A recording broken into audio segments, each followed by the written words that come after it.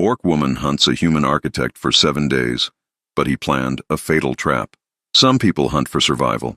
Others hunt for glory. Threnna Shadowstep hunted because she was the best, and everyone knew it. At 29 years old, she had tracked and eliminated 43 targets without a single failure. Merchants who betrayed their clans. Deserters who fled during war. Humans who ventured too deep into Orc territory with maps they shouldn't have drawn. This contract should have been number 44. Simple, clean. 7 days to find one human architect who knew too much about Warlord Gorvak's fortress. 7 days to make him disappear before he could sell those secrets to the highest bidder. What Threnna didn't know, what no one could have known, was that Gideon Sterling wasn't running from her. He was designing something far more dangerous than any fortress. He was building the perfect trap, and she was walking straight into it. This is a story about two people who thought they were in control. About the moment when the hunter realizes she's been prey all along. About choices that feel like freedom, but might be nothing more than following a blueprint someone else drew in the dirt. The contract came on a Tuesday morning that smelled like rain and bad decisions. Threnna stood in Gorvak's counting chamber, a room that always felt too small despite being the size of a human tavern.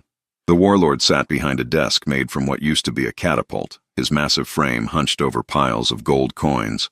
Click, click, click. The sound of his fingers sorting metal had the rhythm of a countdown clock. "Gideon Sterling," Gorvak said, not looking up from his coins. His tusks were filed sharp, the way older orcs did when they wanted to remind everyone they'd earned their scars the hard way. Human. Architect. 34 years breathing air he doesn't deserve. Threnna watched him count. Watched him avoid her eyes. When an orc warlord who'd gutted 20 men in single combat couldn't look at you while describing a target, it meant one thing. Betrayal. This wasn't about security. This was about secrets someone wished they'd never shared. "What did he build for you?" she asked. Click, click. Another stack completed. "That's not your concern. It is if I'm walking into a trap." "You?" Gorvak finally looked up, his eyes the color of old amber. "You're Shadowstep. You don't walk into traps. You are the trap." Flattery from a warlord. Another bad sign. Threnna had survived this long by recognizing when someone was sending her towards something they were afraid to face themselves. She crossed her arms, feeling the leather of her armor creak. Armor that had been her mother's, before a human arrow made sure she'd never wear it again. 7 days, Gorvak said, pushing a pouch across the desk. It landed with the heavy thud of gold that wanted to be spent. He's somewhere in the Thornwood. Left 3 nights ago with nothing but a pack and his precious drawing tools. 7 days, Threnna. After that, he reaches the human territories and we lose him forever. She picked up the pouch without opening it, weighing it by feel alone. Twice her usual rate. 3 times what a simple hunt should cost. The gold was heavy, too heavy. But Threnna had rent to pay and a reputation that didn't maintain itself. "I'll bring you proof," she said. "I don't want proof." Gorvak returned to his coins, dismissing her with the kind of casual cruelty that came naturally to those born into power. "I want silence. The permanent kind." Threnna left without another word. Behind her, the click of coins being counted continued. The sound of a warlord trying to calculate whether he'd just bought a solution or created a bigger problem. The Thornwood Forest had a reputation for swallowing people who didn't respect it. Ancient trees grew so close together that sunlight only reached the ground in broken pieces, like someone had shattered the sky and scattered the fragments. Moss covered everything that stayed still for more than a season. The air tasted green, that particular flavor of growth and decay happening simultaneously. Threnna found Gideon's trail within the first hour. Too easy. A broken branch here. Boot prints in soft earth there.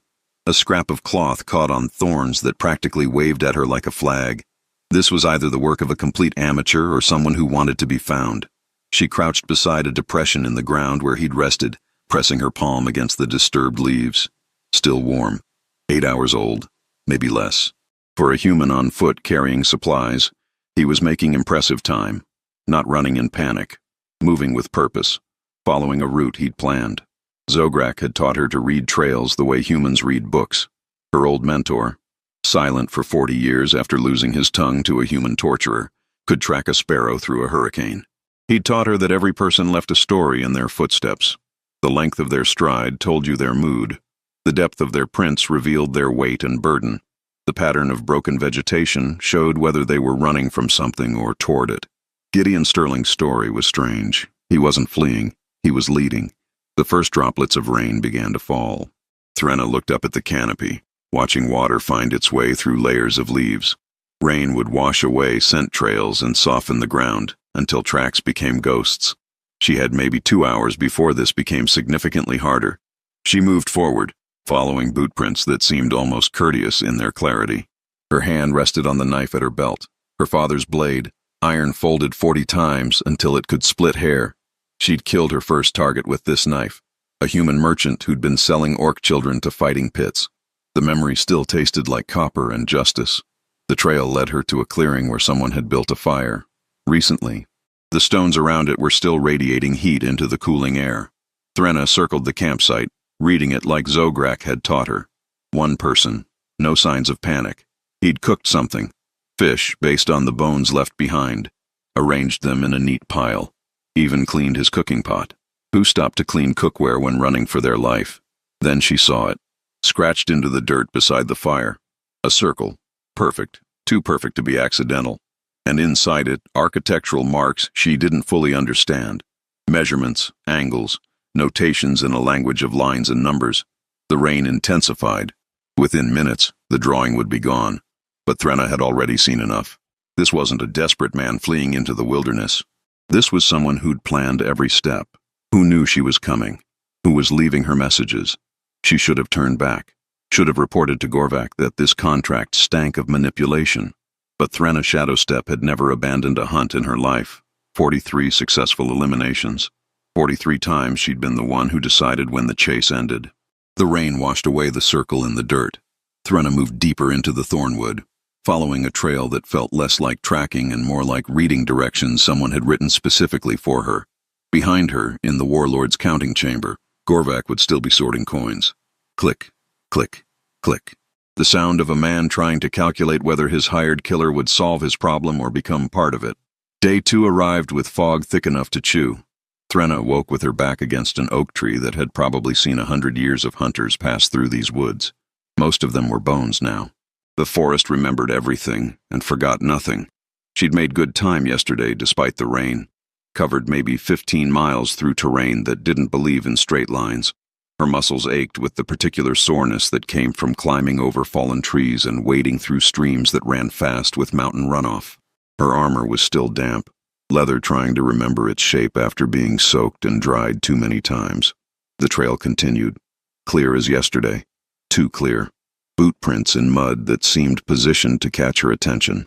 A torn piece of fabric hanging from a branch at exactly eye level.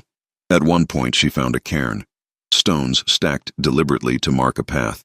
Who built trail markers when fleeing for their life? By midday, Threnna began to feel it. That creeping sensation at the base of her skull that every hunter recognized. The feeling of being watched. She stopped, turning slowly, scanning the underbrush for movement. Nothing. Just trees and fog and the sound of water dripping from 10,000 leaves. But the feeling persisted. She was alone in these woods. She knew she was alone. She'd been tracking long enough to sense when predators were near. This wasn't the presence of another person.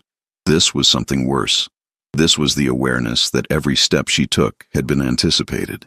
Every choice she made had already been made for her. The thornwood stretched endlessly in all directions. Threnna had hunted here before, knew its patterns, its dangers, knew which mushrooms would kill you in minutes, and which streams ran safe enough to drink. But today, the forest felt different. Like it was conspiring with someone, like the trees themselves had been given instructions. She found him just before sunset, or rather she found where he'd been, a second campsite, more careful than the first. The firestones arranged in a pattern that wasn't random, a geometric design that spoke of someone who saw the world in angles and measurements, and beside the cold ashes, another drawing, this one more elaborate, a map, not of the forest, of something else. Something with walls and passages and rooms that seemed to fold in on themselves. Threnna studied it, tried to understand what she was seeing. Was this the fortress he'd built for Gorvak? A warning? A confession? The rain had started again, lighter this time, and she watched the drawing begin to blur, lines running like ink into the earth. That's when she heard it, faint, almost lost in the sound of rain on leaves. Humming. Someone was humming a melody, and it was coming from the direction Gideon had gone. Every instinct screamed trap. Threnna drew her knife anyway, moved toward the sound with the careful steps of someone who'd learned that overconfidence killed more hunters than bad luck ever did. The humming continued. A human song. Something about mountains and morning light. The kind of song you sang when you weren't afraid, when you wanted to be heard. She found nothing. Just another clearing with more boot prints and the lingering sense that she'd arrived exactly when she was supposed to. The humming had stopped. The forest had gone quiet in that way that meant everything was listening. Threnna made camp that night with her back against a rock face, positioning herself so nothing could approach from behind. She didn't sleep, just watched the darkness and thought about circles that closed and trails that felt more like invitations than accidents. In the morning, she would find the compass, and everything would change. And after on day 3 began with certainty. Threnna woke knowing today would be different. She'd been a hunter long enough to trust her instincts about these things. The way prey moved told you when they were running out of options. Gideon Sterling had been leading her in circles, not lost, but deliberate patterns that took her deeper into the Thornwood's heart. The trail continued northwest, toward the rocky highlands where the forest began to thin, toward terrain that favored someone who knew the landscape. Threnna moved faster now, less careful, a mistake she'd later recognize as the first crack in her confidence. She found it at midday, right where the trail forked between 2 massive oak trees that had grown twisted around each other like lovers frozen mid-embrace. Lying in the exact center of the path, impossible to miss, the silver compass. Threnna stopped, stared at it. The metal caught what little sunlight filtered through the canopy, glinting like a piece of fallen sky. Old silver, tarnished but well-maintained, the kind of object that had weight beyond its physical properties, the kind of object that carried history. She shouldn't have picked it up, knew she shouldn't, but Zograk had taught her that understanding your prey meant understanding their tools. She crouched, lifted the compass carefully, turned it in her hands. Beautiful craftsmanship, the kind that took years to learn and a lifetime to master. Along the outer ring, letters so small they were almost invisible. Every circle closes. The inscription hit her like a fist. Every circle closes. Every hunt ends. Every path loops back to its beginning. She'd been following Gideon's trail for 3 days, and only now did she understand. This wasn't a chase. This was a guided tour. He'd been dropping breadcrumbs for a hunter he knew would follow, leading her in patterns, in circles. Threnna looked at the compass's needle. It spun freely, unmagnetized, useless for navigation, but the tool itself, the sharp point designed to pierce paper and draw perfect circles, that was something else. She tested it against her thumb, drew blood, sharp enough to mark trees, sharp enough to leave the kind of signs she'd been following. He'd been marking his own trail, not carelessly, not in panic, with architectural precision. Every broken branch exactly where a tracker would see it, every boot print perfectly positioned. He'd drawn a path through the Thornwood, and she'd followed it like someone walking a labeled blueprint. The hunter hesitated. Threnna sat down right there in the middle of the trail, compass in hand, and did something she rarely allowed herself. She doubted. 3 days of pursuit, and suddenly every assumption she'd made felt hollow. She was tracking someone who didn't fear her, who expected her, who'd planned for her. The forest continued its eternal routine. Birds moved through branches. Small animals rustled in undergrowth. Water ran over stones somewhere distant. None of it cared that a orc huntress was having what humans called an existential crisis. She thought of Zograk, her mentor who'd lost his tongue but never lost his wisdom. He'd communicated once through hand signs. The deadliest prey isn't the one that runs fastest. It's the one that makes you think you're winning. Threnna closed her fist around the compass, felt the metal warm against her green skin, made a choice. Not the smart choice, the proud choice. She would continue. She would find Gideon Sterling, and she would make him explain why he'd turned this hunt into a game. She stood, pocketed the compass, followed the trail north. Behind her, in the dirt where she'd been sitting, her own boot prints marked the ground. Later she'd realize. She was leaving a trail now, too. One that led back to a campsite she'd picked, to places she'd chosen to rest. She was writing her own story into the forest floor, and someone might be reading it. The thornwood grew darker as she moved deeper. The trees here were older, bigger, the kind that had roots going down so deep they touched the bones of the world. Threnna had never been this far into the heart of the forest. Few had. This was territory that belonged to older things, to creatures that remembered when orcs were young and humans were new. The trail led to a ravine. Steep, rocky, the kind of natural barrier that forced decisions. Down was dangerous. Around would add miles. Gideon's boot prints led straight to the edge and disappeared. Either he'd climbed down, difficult with a pack, or he'd gone around and was hoping she'd waste time searching for his trail below. Threnna looked down into the ravine, looked at the compass in her hand, thought about circles and choices and architects who built traps from expectations. She went around, picked up the trail again an hour later, smiled despite herself. He'd expected her to go down, had left false signs pointing to a descent, but Threnna hadn't survived 43 contracts by being predictable. For the first time in 3 days, she felt like the hunter again, like she was making choices that weren't written into some blueprint. It was a good feeling. It would last exactly until tomorrow morning when the trap finally sprang. Day 4 arrived with violence. Not the kind Threnna expected. Not steal or ambush. The kind that came from the earth itself deciding to reveal secrets. She'd made camp on what seemed like solid ground. Rocky outcropping. Good visibility. Defensible. All the things Zograk had taught her to look for. She woke to the sound of cracking stone and the sensation of the world tilting sideways. The ground beneath her wasn't ground at all. It was a covering, branches and moss carefully arranged over a pit, and it was giving way. Threnna rolled. Instinct. Training. 43 successful hunts worth of muscle memory that didn't wait for her brain to catch up. She hit solid earth just as the false floor collapsed into darkness. The sound echoed. Deep. This wasn't a simple game trap. This was engineering. She looked down into the pit. Couldn't see bottom. Darkness swallowed everything below 15 feet. If she'd been sleeping 2 feet to the left, she'd be falling right now. Still falling, probably. This trap had depth. Her heart hammered against her ribs. First time in 3 days she'd felt genuine fear. Not concern. Not caution. Fear. The kind that came from realizing you weren't playing against an amateur. You were playing against someone who understood exactly how hunters thought. Who knew where they'd camp. How they'd position themselves. What they'd consider safe ground. Threnna stood carefully, tested every step. The solid earth around the pit felt suddenly suspect.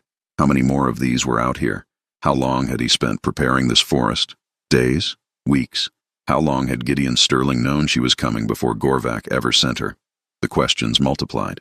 The confidence she'd felt yesterday evaporated like morning fog. She was in someone else's world now, fighting by someone else's rules. Every piece of ground was potentially false. Every solid-looking path might be another carefully constructed lie. She continued, more carefully now, testing weight before committing, watching not just for his trail but for signs of construction. The Thornwood had become an extension of Gideon's blueprint. Trees were no longer just trees. They were potential load-bearing structures. Clearings were no longer just clearings. They were potential kill zones designed to funnel movement. By midday, she found the second trap. This one she spotted before triggering it. A tripwire. Almost invisible. Thin cord stretched between trees at ankle height. She followed it with her eyes, traced it to what it would trigger. A simple deadfall. Logs suspended above the path, held by tension. Step on the wire, logs dropped. Nothing sophisticated, but effective. Threnna stared at it. This trap was obvious, deliberately obvious.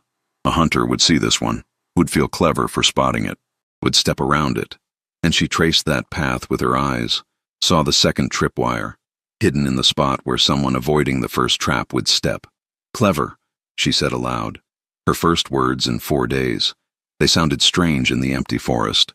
She went around both traps, off the path entirely, through dense underbrush that made every step a negotiation with thorns and roots.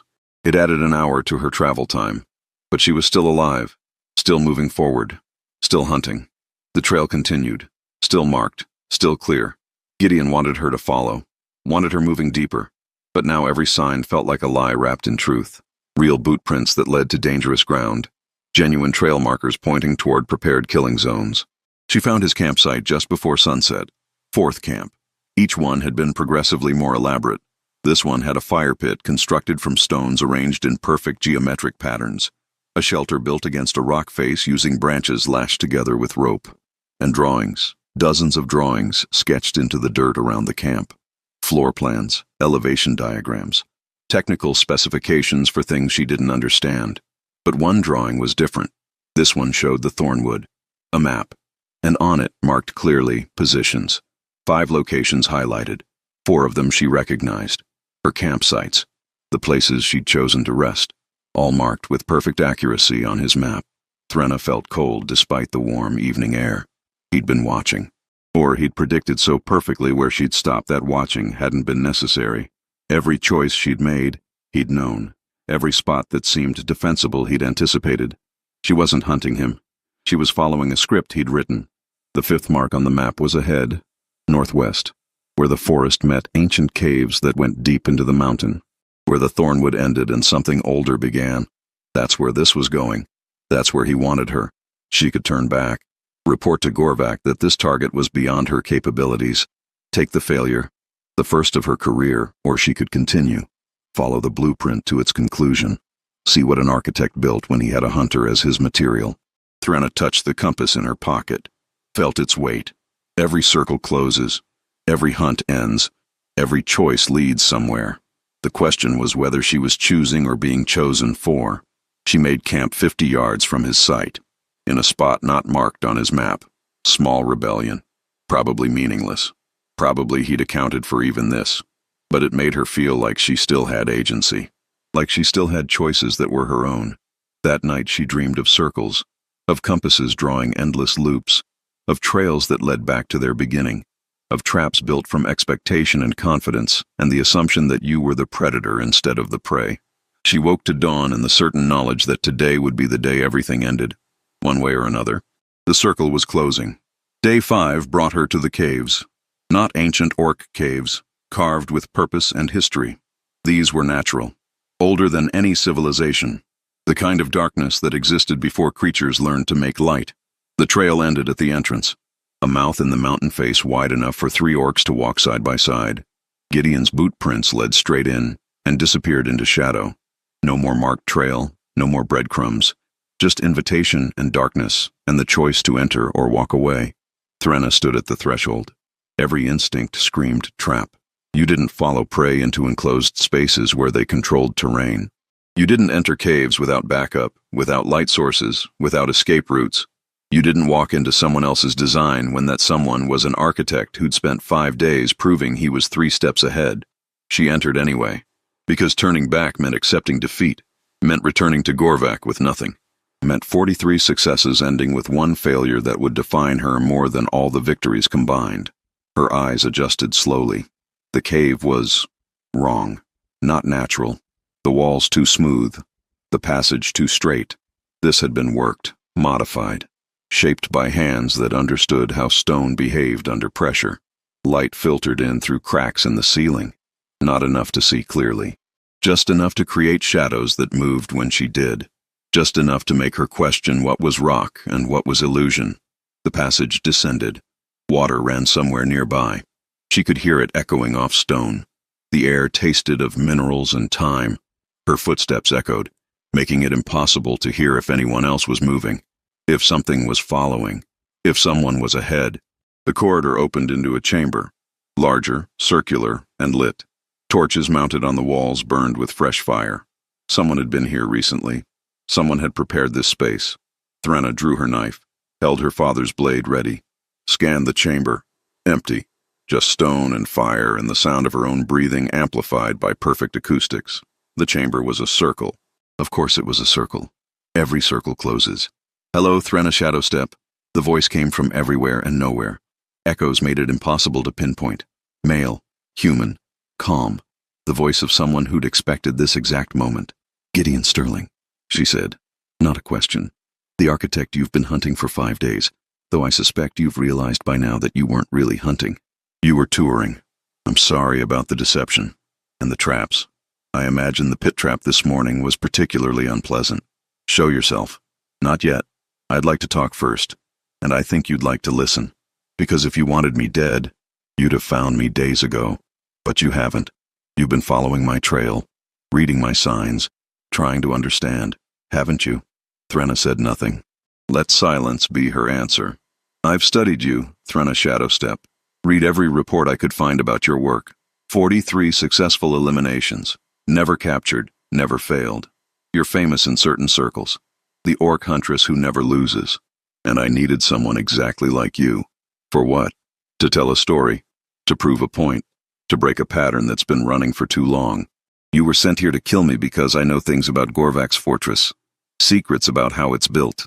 Weaknesses in its design. He hired me to make his stronghold unbreakable. And I did. I made it perfect. And then I realized what I'd built. A prison. A torture chamber. A factory for turning people into weapons. The echoes died. Threnna waited. You were supposed to be his weapon. His precision tool. Sent to eliminate a problem. But you're not a weapon, Threnna. You're a person making choices.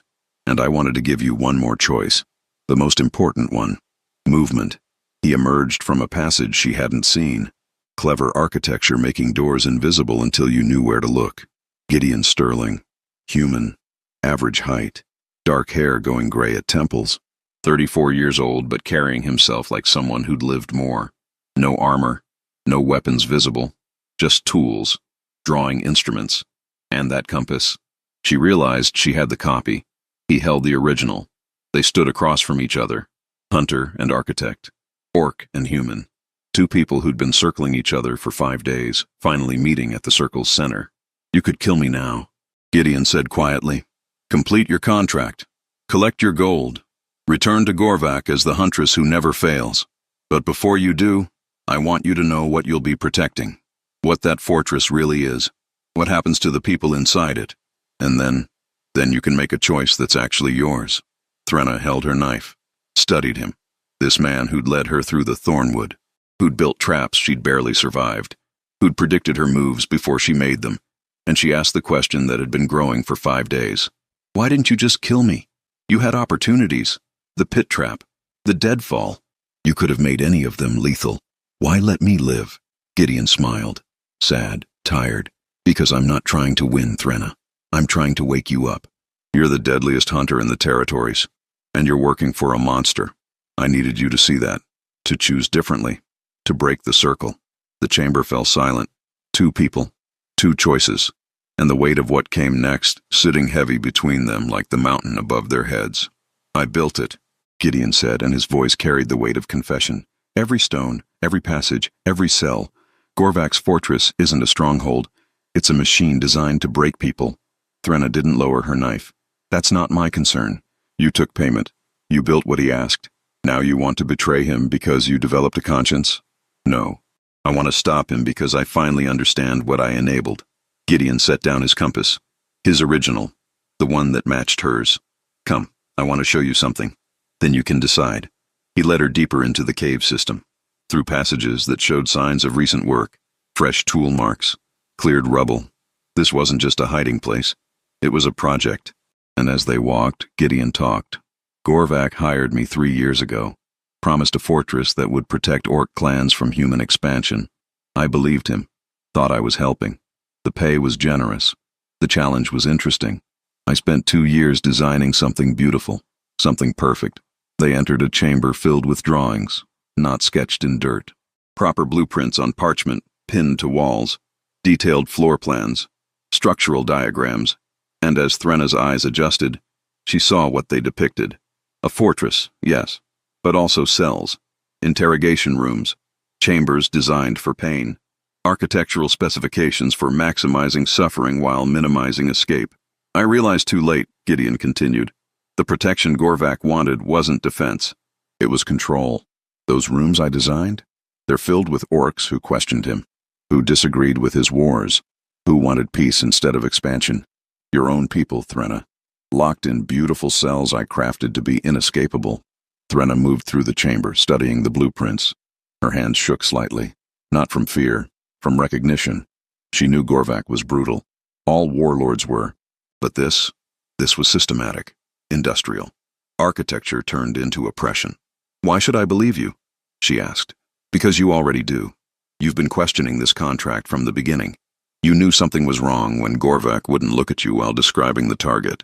When he paid triple your rate. When he wanted silence instead of proof. You're here because some part of you knew this wasn't a clean hunt. Threnna touched one blueprint. Floor plan for what Gideon labeled compliance chambers. Rooms designed to break resistance through isolation and sensory deprivation. She'd seen cells before. This was different. This was cruelty given architectural form. "What do you want from me?" she asked quietly. "Help me destroy it. The fortress has weaknesses I built deliberately. Backdoors.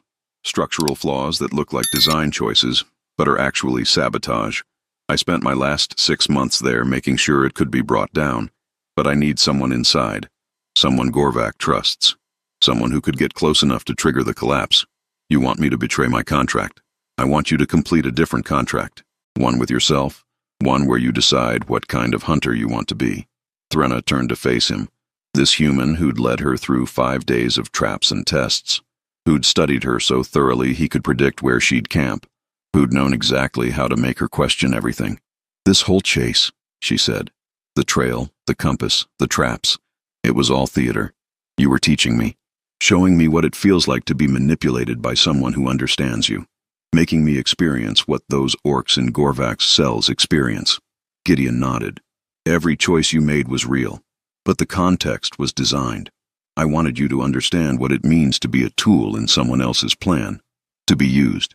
And if I refuse, if I complete my original contract right now," she raised her knife, not threatening, testing, "then I die. Gorvac's fortress stands, and you return to being his perfect weapon until the day someone puts you in one of those cells for knowing too much. Because that's what warlords do, Threnna. They use people until they're problems, then they eliminate them." The chamber felt smaller suddenly, the weight of choices pressing down like the mountain above.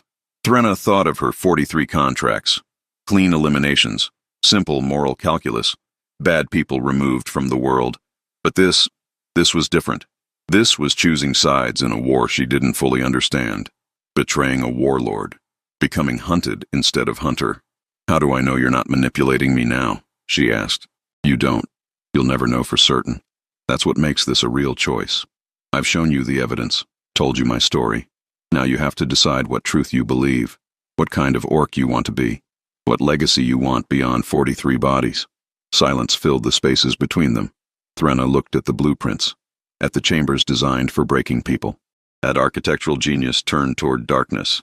She thought of Zograk, her mentor who'd lost his tongue to human cruelty, but still taught her that the deadliest prey makes you think you're winning. She thought of the compass.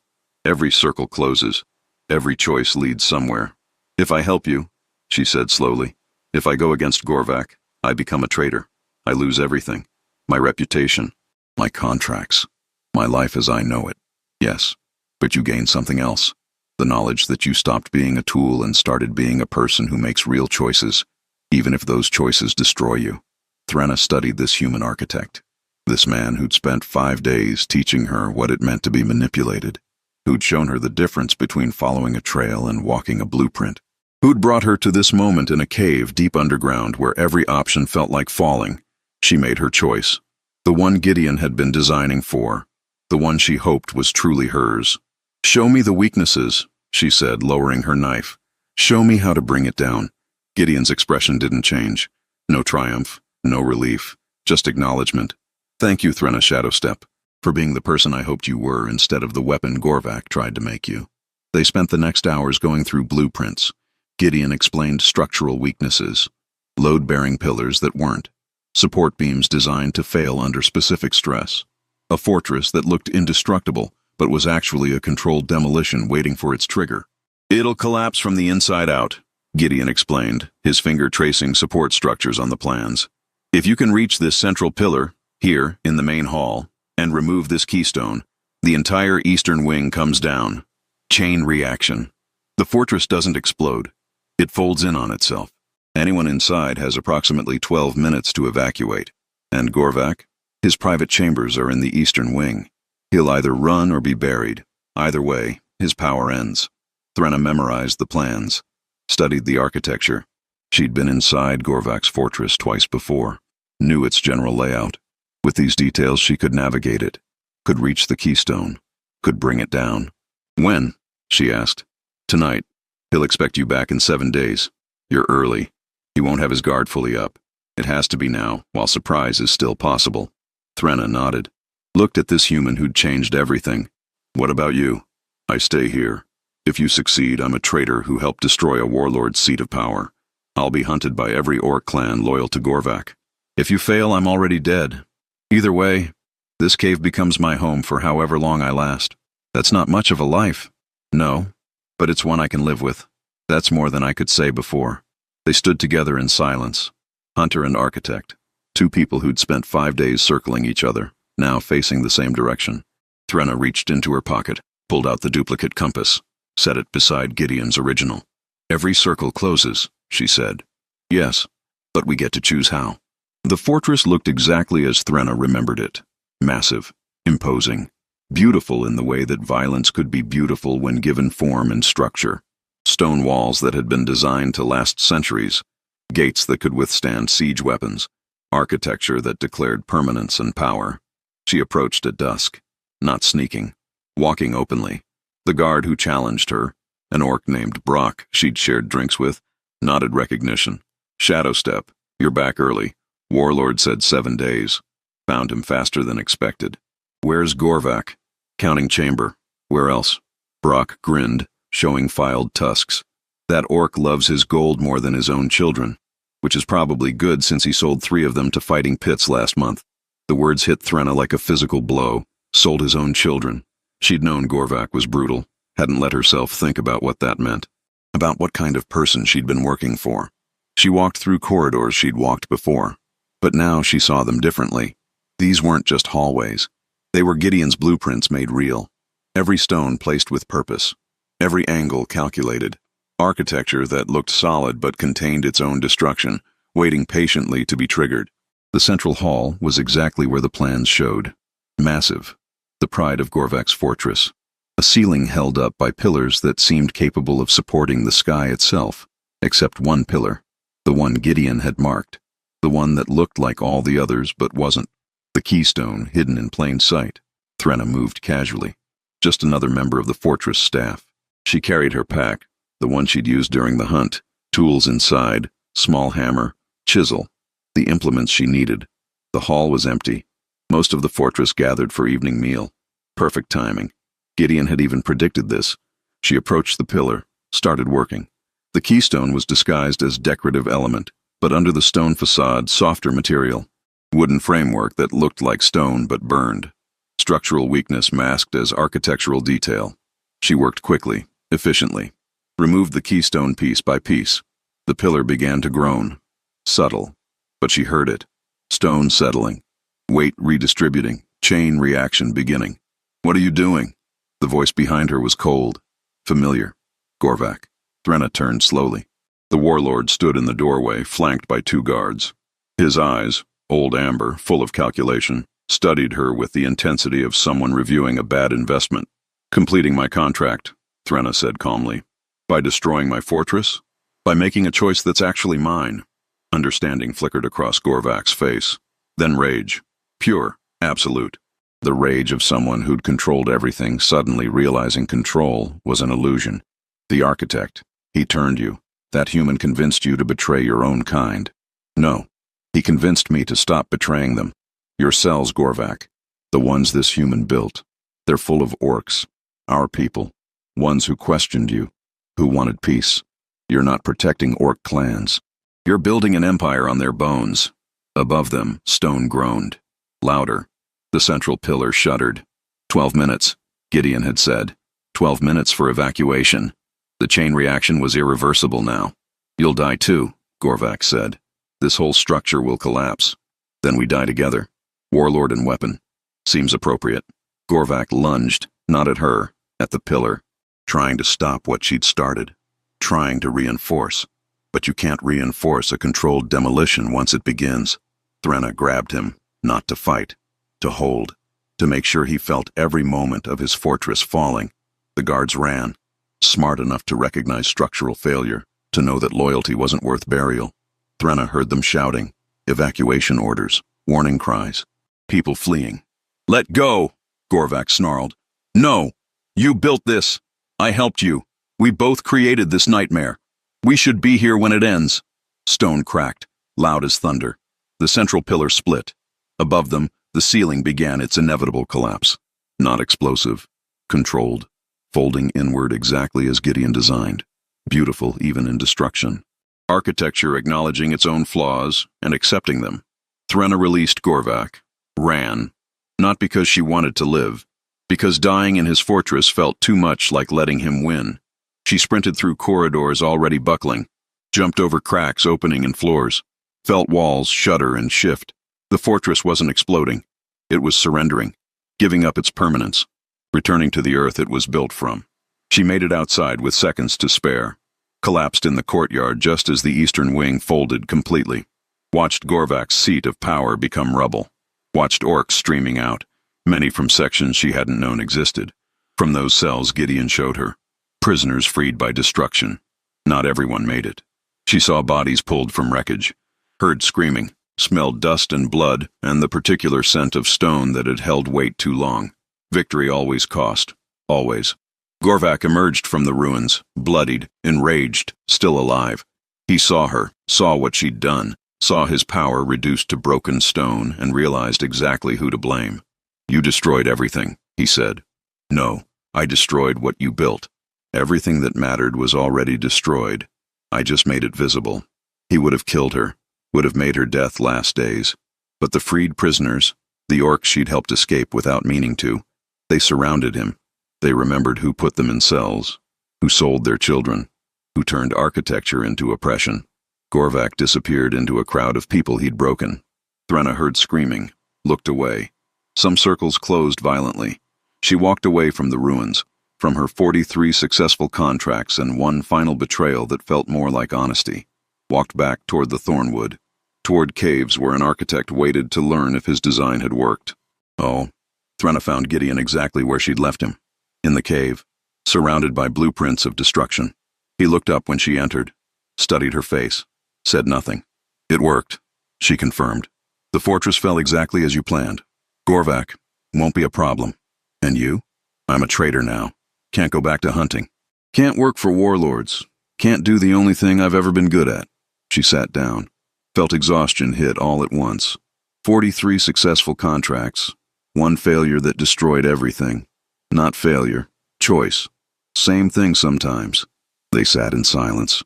Hunter and architect, two people who'd started as predator and prey and ended as something else, something without clear definition. "What will you do now?" Gideon asked. "Don't know. Can't stay in orc territories. Can't go to human lands. Don't belong anywhere."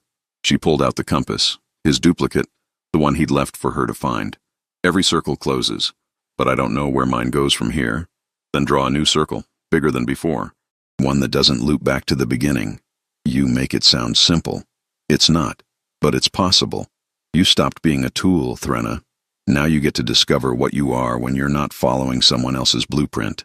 Outside the cave, sunset painted the Thornwood in gold and shadow. Birds called to each other, indifferent to the drama of architects and hunters. The forest continued its eternal routine, growing, decaying, existing without judgment or conclusion. Threnna Shadowstep, former elite huntress, traitor, person who'd chosen conscience over contracts, stood up, looked at Gideon Sterling, architect who'd built prisons and then destroyed them, manipulator who'd taught someone to stop being manipulated, human who'd risked everything to break a pattern. "I could still kill you," she said. "Complete the original contract. You could, but you won't." "How do you know?" "Because that circle's already closed. You're drawing new ones now, messier ones. Ones without perfect edges. But yours." Threnna nodded, pocketed the compass, walked toward the cave entrance, paused, turned back. "Thank you," she said, "for the trail, for the traps, for showing me what it feels like to be a tool, for giving me a choice that mattered. Thank you for taking it. Most don't." She left him there among his blueprints, walked into a forest that suddenly felt less like a hunting ground and more like possibility.